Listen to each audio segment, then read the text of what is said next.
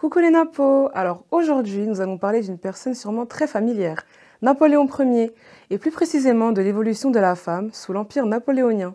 Alors, non pas la femme, mais plutôt les femmes, car même si elles ont les mêmes droits dans le Code civil, elles vivent des vies très différentes en fonction de leur classe sociale et leur influence.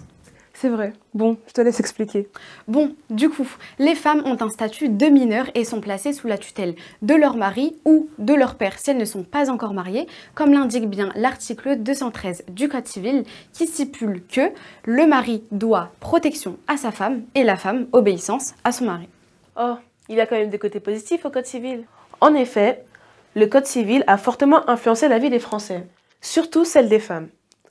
Il apporte certains droits juridiques, comme avoir des biens et les transmettre à leurs enfants. Mais il était quand même touché par un fort paternalisme. La sphère féminine était structurée autour de la natalité et de la famille. Aussi, les femmes ouvrières, obligées de travailler suite à leur situation financière difficile, sont victimes d'inégalités, notamment de salaire, puisqu'elles ne gagnent que la moitié de ce que les hommes obtiennent, en plus d'être soumises à des conditions de travail lamentables. De plus, les femmes de milieux modestes ou pauvres n'ont souvent pas accès à l'éducation. Et sans éducation, elles ne peuvent jouer d'autres rôles à part travailler dans les champs, à la maison ou bien en tant que domestique. À mon tour. Cependant, certaines femmes, grâce à leur rang social, ont accès à un cercle influent et s'imposent par leur esprit. Elles tiennent des salons comme Madame Récamier ou Madame de Staël, dans lesquels elles reçoivent des hommes politiques. Ainsi, elles participent à leur manière à la vie politique, même si la plupart d'entre elles ne peuvent pas voter.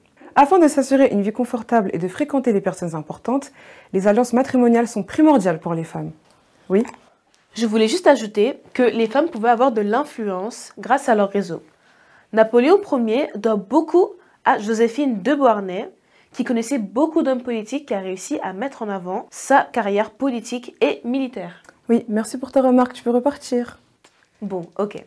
Au revoir, je te laisse. Du coup, ces femmes aisées ont un meilleur accès à l'éducation que les femmes modestes, mais dans un enseignement centré sur l'enrichissement culturel, la musique, l'apprentissage des langues étrangères, les femmes sont valorisées par leur esprit. Les femmes aisées ont donc beaucoup plus d'accès à l'enseignement et d'occasion de participer à la vie politique. Toutefois, leurs droits restent fortement limités par le Code civil et la société patriarcale. La femme aisée reste donc au statut de subordonnée et souvent dépendante de leur mari. Oui. Il faut penser à conclure, on n'en a pas beaucoup de temps. Ah oui, donc même si les femmes aisées et les femmes modestes ont les mêmes droits et les mêmes restrictions selon le Code civil, elles vivent des vies très différentes en fonction de leurs origines sociales. Et voilà les Napos, maintenant vous savez les idées et les thèmes principaux du statut des femmes sous l'Empire napoléonien. À la prochaine!